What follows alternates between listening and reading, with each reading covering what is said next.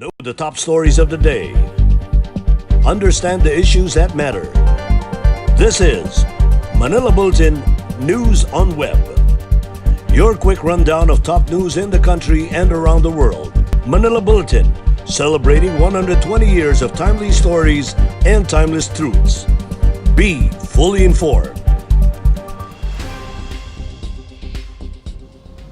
Hi, I'm Barbie Atienza. This is MB Now, and here are your news on web.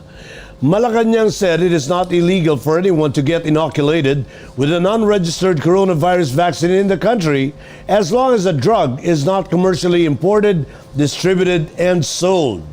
After President Duterte admitted some soldiers have taken vaccine shots developed by a Chinese company, presidential spokesman Harry Roque said it will still be a personal decision if someone wants to get vaccinated. To date, the FDA has not given approval for the emergency use of any COVID vaccine in the country. Roque assured that the coronavirus vaccines given to the soldiers are safe since it already got an emergency approval from the Chinese government. He also said vaccine shots given to soldiers were not bought but were donated. Roque, however, has no information about the identity of the donor of the vaccines for the government troops. Roque also tried to assure the public about the country's imminent vaccine supply. He said if the country could not immediately secure supply from Western vaccine makers, Chinese-made vaccines are readily available. In his public address last Saturday, the president revealed that almost all soldiers have been inoculated with a Sinopharm vaccine, and Duterte said he wanted to be frank and truthful about the vaccination of the soldiers. The president earlier said he wanted the soldiers and police as among the first to get inoculated with the coronavirus vaccines to ensure their health. The government is making steady progress in acquiring the country's supply of vaccines to fight the new coronavirus disease. According to Cabinet Secretary Carlo Nograles, the first 20 million doses will be initially given to health frontliners, poor and vulnerable citizens, and essential workers starting next year, which is under the government's vaccination plan.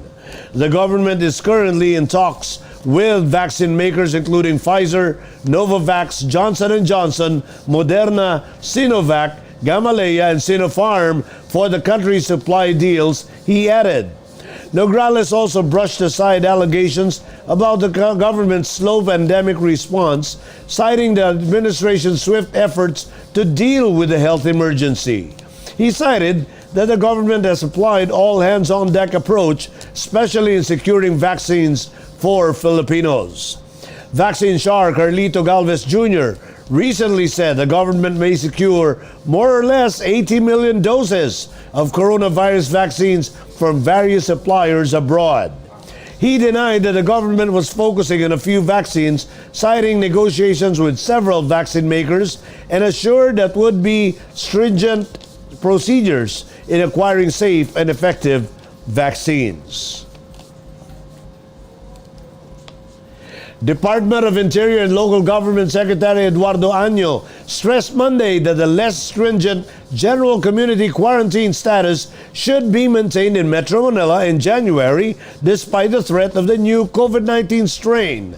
In an interview, Año insisted that placing stricter quarantine protocols in the National Capital Region is unnecessary at this time as no new COVID-19 variant case has been recorded in the country so far. The DILG chief noted that the country has already imposed travel restrictions from the United Kingdom, while those coming from countries with cases of COVID-19 variant would have to undergo mandatory quarantine. He said that the government's current focus is to prevent the entry of the new COVID-19 strain in the country. The new COVID-19 variant was first reported earlier this month in the UK and has since reached other countries like Japan, South Korea, and Australia. Health experts claim that the mutated coronavirus could be up to 70% more transmissible, but there was no evidence of it being virulent or deadly. President Duterte has kept Metro Manila and Davao City under GCQ until the end of the year. The government is targeting to create 140,000 to 220,000 jobs opportunities next year amid plans to revitalize the economy weakened by the coronavirus pandemic. According to Cabinet Secretary Carlo Nograles, the government aims to stimulate the economy and generate jobs with the help of the 2021 national budget and the massive infrastructure program. The economic stimulus plan will still be coupled with sustaining health protocols to curb the spread of the coronavirus, he added. The budget proposal includes allocations to enhance the government's pandemic response and economic recovery efforts.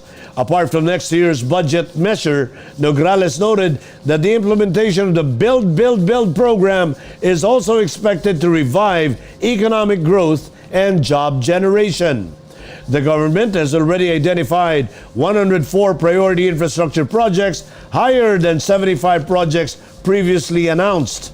Among the projects are the Metro Manila Subway Project, the upgrading of the Ninoy Aquino International Airport, the Cebu Monorail System, and the Mindanao Railway Project. And here are the top news in other parts of the country. Young Samareño makes portraits out of matches and suit. 2 NPA rebels killed in a Agusan clash with military. And Davao Town quotes Taylor Swift song to send COVID message to the youth. Details in this report. Another young Samareño has proven that everything is possible with art. 21-year-old Jonil Severino from Gandara, Samar, despite the lack of art materials, makes portraits out of matches and soot from a cooking pan. The second-year Bachelor of Elementary Education student from Northwest Samar State University, San Jorge campus, started making art pieces when his friend celebrated her birthday in 2016. In fact, he was able to personally hand over his portrait of Vice President Leni Robredo during one of her visits to Samar. His eagerness to help his family with their daily needs amidst the coronavirus disease pandemic inspired him to innovate and use his talent by accepting commissioned portraits to support his education. Severino said that he wants to show his fellow youth that poverty is not a hindrance in achieving one's dreams. 2 New People's Army rebels were killed, while an undetermined number of their comrades were believed to be wounded in an encounter with the government forces on Sunday, December 27, in Tinago area Barangay Baleguian, Habonga, Agusan del Norte. According to a report, the military's 29th Infantry Battalion encountered a group of 15 heavily armed rebels after they responded to information provided by civilians about their presence in their area. The insurgents were said to be staging a celebration on the occasion of the 52nd anniversary of the Communist Party of the Philippines. The troops found the bodies of a male and a female NPA fighter in the area after an hour of encounter. They also recovered 2 AK-47 rifles, assorted magazines with live ammunition, 1 cell phone, food, medical supplies, personal belongings, and subversive documents with high intelligence value. The social media post of the municipal government of Santo Tomas, Davao del Norte, quoting lyrics of Taylor Swift, has gone viral as netizens made fun of the so-called Swiftie post. The Santo Tomas IATF communication team under the Municipal Information Office posted on Facebook several lines from American singer-songwriter Taylor Swift's song entitled "We Are Never Ever Getting Back Together." According to the Santo Tomas Municipal Information Office, they wanted to pull off a social media stunt that they thought to be sexy and creative for the Tomasino youth, and if there's one thing that binds the youth together, it's when you start talking about breaking up, getting back together, or perhaps being torn apart in a love-hate relationship. The said post of the song lyrics has since earned thousands of shares, reactions, and comments from netizens. In world news, Trump signs massive COVID-19 relief bill. Israel to inoculate a quarter of its population within the month. And Poppy sculpture gets its own flowery face mask in Spain. Let's watch this report. After nearly a week's delay and under pressure from all sides, President Donald Trump signed a $900 billion COVID-19 relief bill Sunday, the White House said, extending benefits to millions of Americans struggling through the pandemic. The package providing coronavirus emergency response and relief is part of a larger spending bill that, with Trump's signature, will avoid a government shutdown. Two federal unemployment benefits program approved in March as part of an initial COVID relief plan expired at midnight on Saturday, cutting off an estimated 12 million Americans, according to the Century Foundation think tank.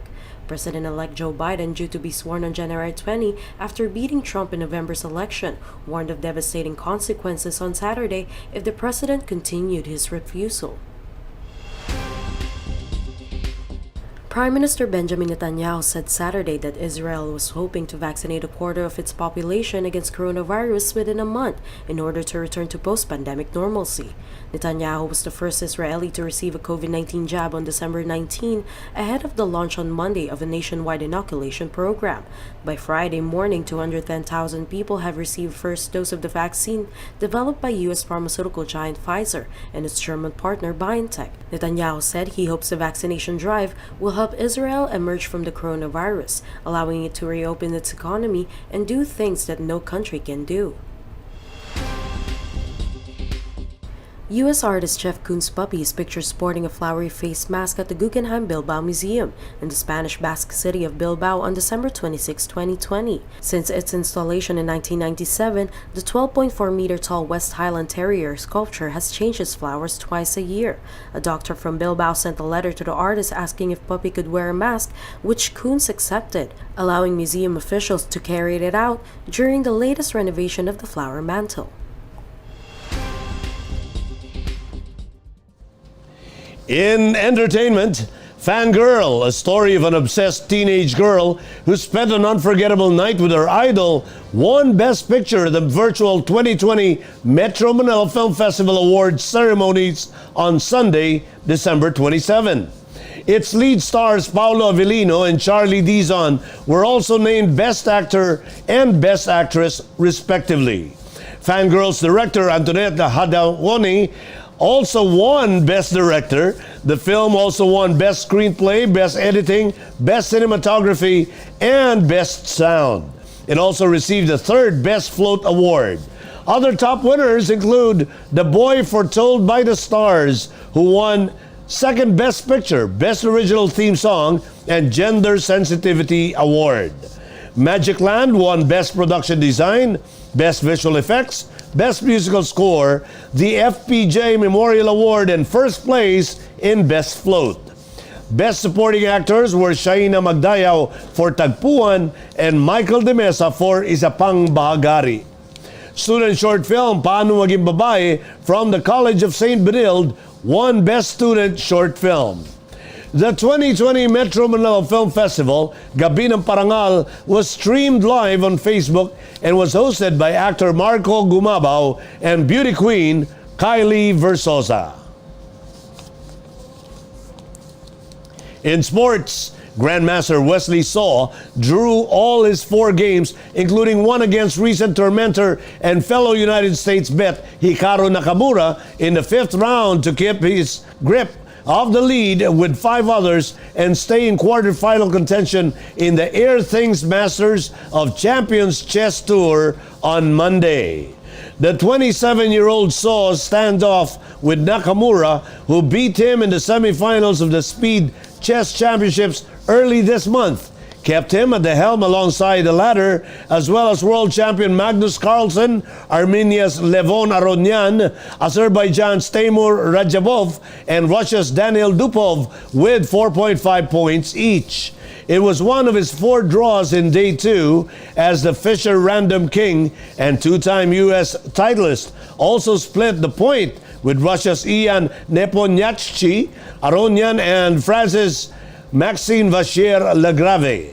The Cavite-born player is looking at finishing in the top 8 and making it to the knockout playoff round. He is scheduled to clash with Rajabov, Dupov, and India's Pentala Harikrishna in the last 3 rounds Tuesday. And those are the news on web today, December 28, 2020. For more news and details, get your copy of Manila Bulletin newspaper tomorrow or log on to www.mb.com.ph. You may also subscribe to our newsletter through the link on this video's caption to have the day's latest news delivered to your inbox.